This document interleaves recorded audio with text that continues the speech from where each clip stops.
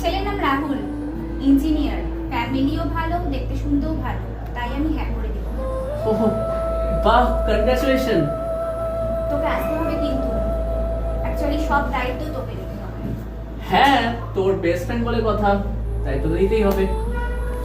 আহ, আচ্ছা প্রিয়া, তুই সত্যি বিয়েটা করে হ্যাপি হবি? হ্যাঁ, খুব হ্যাপি। রাহুলের মতন ছেলেকে তো হাতছাড়া করা যায় না।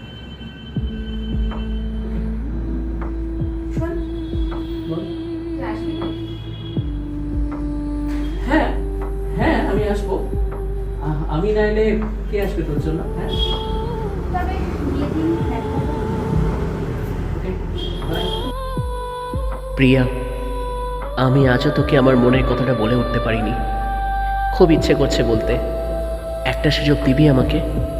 দেখ না, আমি তোর জীবনের যোগ্য পুরুষ হতে পারি কিনা। দীপ, তুই যদি একবার আমাকে হাত বাড়িয়ে ডাকতিস, তাহলে আমি ঠিক তোর কাছেই চলে যেতাম সারা জীবনের জন্য।